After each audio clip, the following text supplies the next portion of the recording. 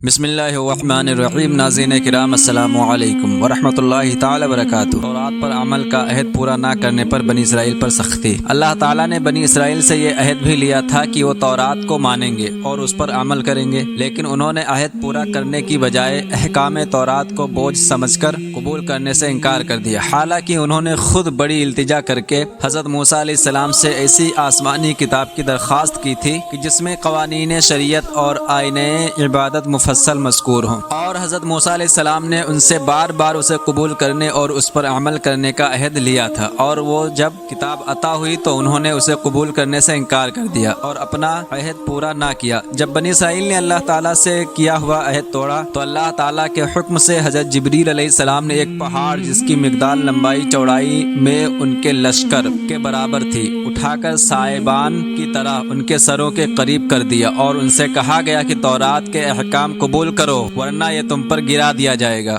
پہاڑ کو سروں پر دیکھ کر سب کے سب سجدے میں گر گئے اور ماننے کو تیار ہو گئے۔ یہاں در ذیل آیت میثاقکم ورفعنا میں مذکور واو کے بارے میں مفسرین کے دو قول ہیں، ایک یہ کہ واو عاطفہ ہے، اور مفسرین نے آیت کی تفسیر میں لکھا ہے کہ پہلے عہد لیا گیا پھر انہوں نے عہد توڑا تو ان پر طور پہاڑ کو بلند کر دیا گیا۔ دوسرا قول یہ ہے کہ واو حالیہ ہے، ان مفسرین نے لکھا ہے کہ جب عہد لیا گیا تو اس وقت طور پہاڑ ان پر بلند کر کے عہد پورا کرنے پر مجبور کیا گیا۔ قرآن پاک میں ہے وَإِذْ أَخَذْنَا مِيثَاقَكُمْ وَرَفَعْنَا فَوْقَكُمُ الطُّورَ خُذُوا مَا آتَيْنَاكُمْ بِقُوَّةٍ وَاذْكُرُوا مَا فِيهِ لَعَلَّكُمْ تَتَّقُونَ، اور یاد کرو جب ہم نے تم سے عہد لیا اور تمہارے سروں پر طور پہاڑ کو معلق کر دیا اور کہا کہ مضبوطی سے تھامو اس کتاب کو جو ہم نے تمہیں عطا کی ہے، اور جو کچھ اس میں بیان کیا گیا ہے اسے یاد کرو اس امید پر کہ تم پرہیزگار بن جاؤ۔ اور ارشاد فرمایا وَإِذْ نَتَقْنَا الْجَبَلَ فَوْقَهُمْ كَأَنَّهُ ظُلَّةٌ وَظَنُّوا أَنَّهُ وَاقِعٌ بِهِمْ خُذُوا مَا آتَيْنَاكُمْ بِقُوَّةٍ وَاذْكُرُوا مَا فِيهِ لَعَلَّكُمْ تَتَّقُونَ، اور یاد کرو جب ہم نے پہاڑ ان کے اوپر بلند کر دیا گویا وہ سائبان ہے، اور انہوں نے سمجھ لیا کہ یہ ان پر گرنے ہی والا ہے، اور ہم نے کہا جو ہم نے تمہیں دیا ہے اسے مضبوطی سے تھام لو اور جو کچھ اس میں ہے اسے یاد کرو تاکہ تم پرہیزگار بن جاؤ۔ اس میں صورتاً عہد پورا کرنے پر مجبور کرنا پایا جا رہا ہے، لیکن در حقیقت پہاڑ کا سروں پر معلق کر دینا اللہ تعالیٰ کی قدرت کی قوی دلیل ہے کہ جس سے دلوں کو اطمینان حاصل ہوتا ہے کہ بے شک حضرت موسیٰ علیہ السلام اللہ تعالیٰ کے رسول ہیں اور ان کی اطاعت اللہ تعالیٰ کو مطلوب ہے، اور یہ اطمینان ان کو ماننے اور عہد پورا کرنے کا اصل سبب ہے۔ نیز یاد رہے کہ دین قبول کرنے پر جبراً نہیں کیا جا سکتا، البتہ دین قبول کرنے کے بعد اس کے احکام پر عمل کرنے پر مجبور کیا جائے گا۔ اس کی مثال یوں سمجھے کہ کسی کو اپنے ملک میں آنے پر حکومت مجبور نہیں کرتی، لیکن جب کوئی ملک میں آ جائے تو حکومت اسے قانون پر عمل کرنے پر ضرور مجبور کرے گی۔ نوٹ: اس واقعہ کا اشارتاً ذکر سورہ بقرہ آیت 93 اور سورہ نساء آیت 154 میں بھی کیا گیا ہے۔ قارون کو اہل ایمان کی نصیحت اور اس کا جواب۔ مفسرین فرماتے ہیں کہ قارون حضرت موسیٰ علیہ السلام کے چچا یسہر کا بیٹا تھا، خوبصورت اور حسین شکل کا آدمی تھا، بنی اسرائیل میں تورات کا سب سے بہتر قاری تھا، ناداری کے زمانے میں نہایت عاجزی کرنے والا اور با اخلاق تھا۔ دولت ہاتھ آتے ہی اس کا حال تبدیل ہوا اور یہ بھی سامری کی طرح منافق ہو گیا۔ کہا گیا کہ فرعون نے اسے بنی اسرائیل پر حاکم بنا دیا تھا، اس اعتبار سے یہ اسرائیلی ہو کر بھی ظالم فرعون کا ظالم ساتھی تھا کہ فرعون بنی اسرائیل پر ایسے آدمی ہی کو مقرر کرتا جو بہر صورت اس کے ساتھ وفادار ہوتا اور اس کے مفادات کی نگرانی کرتا۔ اللہ تعالیٰ نے اسے اتنے خزانے دیے تھے کہ ان کی چابیاں اٹھانا ایک طاقتور جماعت پر بھاری پڑتا کہ اس زمانے میں مال و دولت کی حفاظت کے لیے بڑے بڑے کمرے بنائے جاتے جن پر بھاری تالے اور پیچیدہ قسم کی چابیاں ہوتی۔ جب اس سے بنی اسرائیل کے مومن حضرات نے کہا لا تفرح ان اللہ لا يحب الفرحین وابتغ فیما آتاک اللہ الدار الآخرۃ ولا تنس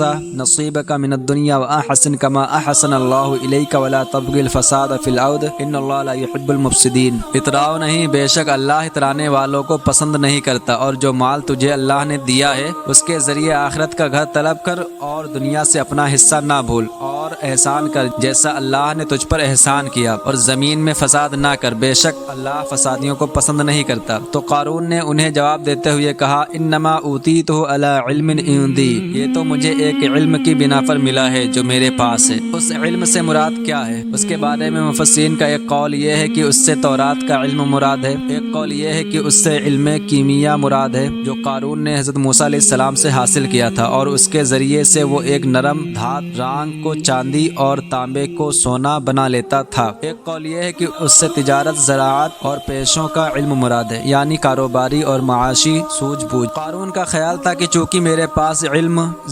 زور، جتھا، جماعت بہت کافی ہے، اس لیے مجھے کوئی نقصان نہیں پہنچا سکتا، اور یوں خدائی گرفت کو بھی بھلا بیٹھا۔ اس کے اس خیال کی تردید میں فرمایا گیا اولم یعلم ان اللہ قد اہلک من قبلہ من القرون من هو اشد منہ قوۃ واکثر جمعا ولا یسأل عن ذنوبہم المجرمون، اور کیا اسے یہ نہیں معلوم کہ اللہ نے اس سے پہلے وہ قومیں ہلاک فرما دی جو زیادہ طاقتور اور زیادہ مال جمع کرنے والی تھیں، اور مجرموں سے ان کے گناہوں کی پوچھ گچھ نہیں کی جاتی۔ ایک مرتبہ قارون حضرت موسیٰ علیہ السلام کے خلاف اپنا جتھا بڑھانے اور لوگوں کو مرعوب و متاثر کرنے کے لیے اپنے جاہ و جلال، شان و شوکت اور زیب و زینت کے ساتھ بڑے طمطراق سے اس طرح نکلا کہ سونے، چاندی اور ریشمی لباسوں کی کثرت تھی، اور اعلیٰ درجے کے لباس زیب تن کیے ہوئے خدام ساتھ تھے۔ جب لوگوں نے اس کی زینت دیکھی تو دنیاوی چکا چوند سے متاثر ہونے والے اور دنیاوی زندگی کے طلبگار کہنے لگے یا لیت لنا مثل ما اوتی قارون انہ لذو حظ عظیم،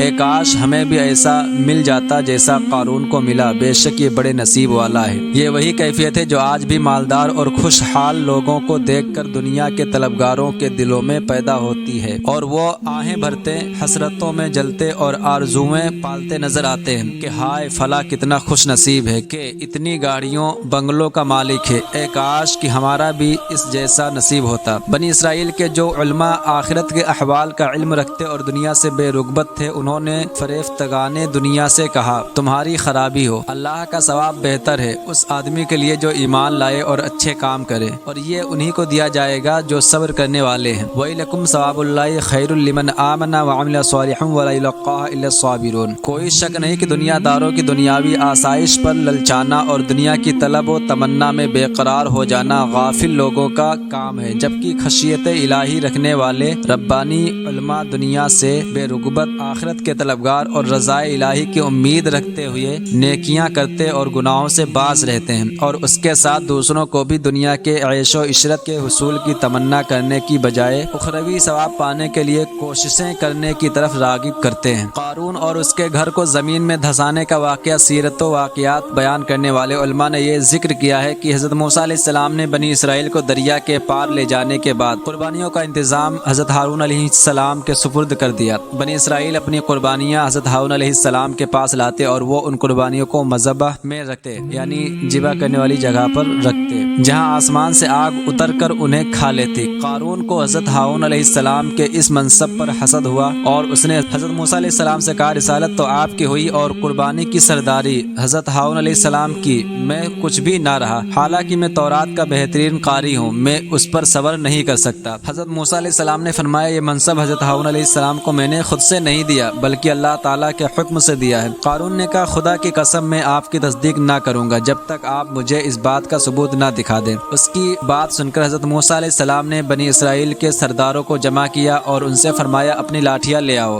وہ لاٹھیاں لے آئے تو حضرت موسیٰ علیہ السلام نے ان سب کو اپنے خیمے میں جمع کیا اور رات بھر بنی اسرائیل ان لاٹھیوں کا پہرا دیتے رہے۔ صبح کو حضرت ہارون علیہ السلام کا عصا سرسبز شاداب ہو گیا اور اس میں پتے نکل آئے۔ حضرت موسیٰ علیہ السلام نے فرمایا اے قارون تو نے یہ دیکھا؟ قارون نے کہا یہ آپ کے جادو سے کچھ عجیب نہیں۔ حضرت موسیٰ علیہ السلام اس کے ساتھ اچھی طرح پیش آتے رہے لیکن وہ آپ کو ہر وقت ایذا دیتا رہا۔ اس کی سرکشی و تکبر اور حضرت موسیٰ علیہ السلام کے ساتھ عداوت دم بدم ترقی پر تھی۔ ایک مرتبہ قارون نے ایک مکان بنایا جس کا دروازہ سونے کا تھا اور اس کی دیوار پر سونے کے تختے نصب کیے۔ بنی اسرائیل صبح و شام اس کے پاس آتے، کھانے کھاتے، باتیں بناتے اور اسے ہنسایا کرتے تھے۔ جب زکوٰۃ کا حکم نازل ہوا تو قارون حضرت موسیٰ علیہ السلام کے پاس آیا اور اس نے آپ سے طے کیا کہ درہم و دینار اور مویشی وغیرہ میں سے 1000واں حصہ زکوٰۃ دے گا، لیکن جب گھر جا کر اس نے حساب کیا تو اس کے مال میں سے اتنا بھی بہت کثیر ہوتا تھا۔ یہ دیکھ کر اس کے نفس نے اتنی بھی ہمت نہ کی اور اس نے بنی اسرائیل کی ایک جماعت جمع کر کے کہا، تم نے حضرت موسیٰ علیہ السلام کی ہر بات میں اطاعت کی، اب وہ تمہارے مال لینا چاہتے ہیں تو تم اس بارے میں کیا کہتے ہو؟ انہوں نے کہا، آپ ہمارے بڑے ہیں، جو آپ چاہیں حکم دیجیے۔ قارون نے کہا، فلانی بدچلن عورت کے پاس جاؤ اور اس سے ایک معاوضہ مقرر کرو کہ وہ حضرت موسیٰ علیہ السلام پر تہمت لگائے، ایسا ہوا تو بنی اسرائیل حضرت موسیٰ علیہ السلام کو چھوڑ دیں گے۔ چنانچہ قارون نے اس عورت کو کثیر مال اور بہت سے وعدے کر کے یہ تہمت لگانے پر تیار کر لیا، اور دوسرے دن بنی اسرائیل کو جمع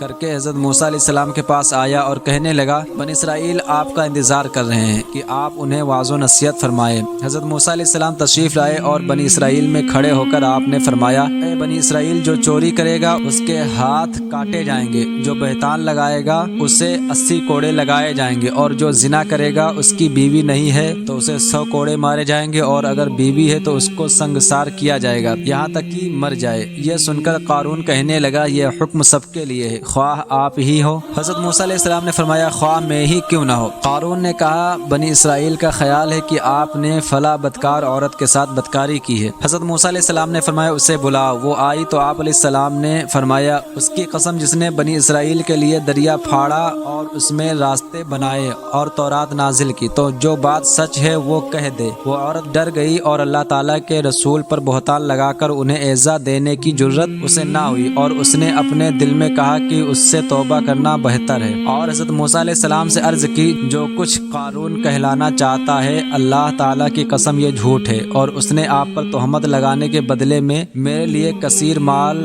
مقرر کیا ہے۔ حضرت موسیٰ علیہ السلام اپنے رب عز و جل کے حضور روتے ہوئے سجدے میں چلے گئے اور یہ عرض کرنے لگے، یا رب عز و جل، اگر میں تیرا رسول ہوں تو میری وجہ سے قارون پر غضب فرما۔ اللہ تعالیٰ نے آپ کو وحی فرمائی کہ میں نے زمین کو آپ کی فرما برداری کرنے کا حکم دیا ہے، آپ اسے جو چاہیں حکم دے۔ حضرت موسیٰ علیہ السلام نے بنی اسرائیل سے فرمایا، اے بنی اسرائیل، اللہ تعالیٰ نے مجھے قارون کی طرف بھی اسی طرح رسول بنا کر بھیجا ہے جیسا فرعون کی طرف بھیجا تھا، لہٰذا جو قارون کا ساتھی ہو وہ اس کے ساتھ اس کی جگہ ٹھہرا رہے، اور جو میرا ساتھی ہو وہ اس سے جدا ہو جائے۔ یہ سن کر سب لوگ قارون سے جدا ہو گئے اور 2 شخصوں کے علاوہ کوئی قارون کے ساتھ نہ رہا۔ پھر حضرت موسیٰ علیہ السلام نے زمین کو حکم دیا کہ انہیں پکڑ لے، تو وہ لوگ گھٹنوں تک دھس گئے۔ پھر آپ نے یہی فرمایا تو وہ کمر تک دھس گئے۔ آپ یہی فرماتے رہے حتیٰ کہ وہ لوگ گردنوں تک دھس گئے۔ اب وہ بہت منتیں کرتے تھے اور قارون آپ کو اللہ تعالیٰ کی قسمیں اور رشتہ داری کے واسطے دیتا رہا، مگر آپ علیہ السلام نے اس طرف توجہ نہ فرمائی، یہاں تک کہ وہ لوگ بالکل دھس گئے اور زمین برابر ہو گئی۔ حضرت قتادہ رضی اللہ عنہ فرماتے ہیں، وہ لوگ قیامت تک دھستے ہی چلے جائیں گے۔ بنی اسرائیل نے قارون اور اس کے ساتھیوں کا حشر دیکھ کر کہا، حضرت موسیٰ علیہ السلام نے قارون کے مکان اور اس کے خزانے اور اموال حاصل کرنے کے لیے اس کے خلاف دعا کی ہے۔ یہ سن کر آپ نے اللہ تعالیٰ سے دعا کی تو اس کا مکان، اس کے خزانے اور اموال سب زمین میں دھس گئے۔ قرآن پاک میں فَخَسَفْنَا بِهِ وَبِدَارِهِ الْأَرْضَ فَمَا كَانَ لَهُ مِنْ فِئَةٍ يَنْصُرُونَهُ مِنْ دُونِ اللَّهِ وَمَا كَانَ مِنَ الْمُنتَصِرِينَ، تو ہم نے اسے اور اس کے گھر کو زمین میں دھسا دیا، تو اس کے پاس کوئی جماعت نہ تھی جو اللہ کے مقابلے میں اس کی مدد کرتی، اور نہ وہ خود اپنی مدد کر سکا۔ جو لوگ قارون کے مال و دولت دیکھ کر اس کے خواہش مند تھے، جب انہوں نے قارون کا عبرتناک انجام دیکھا تو وہ اپنی اس آرزو پر نادم ہو کر کہنے لگے، وَيْكَأَنَّ اللَّهَ يَبْسُطُ الرِّزْقَ لِمَن يَشَاءُ مِنْ عِبَادِهِ وَيَقْدِرُ لَوْلَا أَمَّنَّ اللَّهُ عَلَيْنَا لَخَسَفَ بِنَا وَيْكَأَنَّهُ لَا يُفْلِحُ الْكَافِرُونَ۔ عجیب بات ہے کہ اللہ اپنے بندوں میں سے جس کے لیے چاہتا ہے رزق کو وسیع کرتا ہے اور تنگ فرما دیتا ہے۔ اگر اللہ ہم پر احسان نہ فرماتا تو ہمیں بھی دھسا دیتا۔ بڑی عجیب بات ہے کہ کافر کامیاب نہیں ہوتے۔ درس: قارون کے حالات اور اس کے عبرتناک انجام میں اپنے مال و دولت کی کثرت پر غرور و تکبر کرنے، دنیا کو آخرت پر ترجیح دینے، گناہ اور ظلم زیادتی کے ذریعے زمین میں فساد پھیلانے والوں کے لیے بڑی عبرت و نصیحت ہے کہ یہ اعمال جہاں دنیاوی بربادی کا سبب بن سکتے ہیں، وہیں آخرت کی تباہی اور جنت جیسی عظیم ترین نعمت سے محرومی کا بھی ذریعہ ہیں۔ ارشاد باری تعالیٰ ہے، تلک الدار الآخرۃ نجعلها للذین لا یریدون علوا فی الارض ولا فسادا والعاقبۃ للمتقین من جاء بالحسنۃ فلہ خیر منہا ومن جاء بالسیئۃ فلا یجزی الذین عملوا السیئات الا ما كانوا یعملون۔ یہ آخرت کا گھر ہم ان لوگوں کے لیے بناتے ہیں جو زمین میں تکبر اور فساد نہیں چاہتے، اور اچھا انجام پرہیزگاروں ہی کے لیے ہے۔ جو نیکی لائے گا اس کے لیے اس سے بہتر بدلہ ہے، اور جو برائی لائے تو برا کام کرنے والوں کو اتنا ہی بدلہ دیا جائے گا جتنا وہ کرتے تھے۔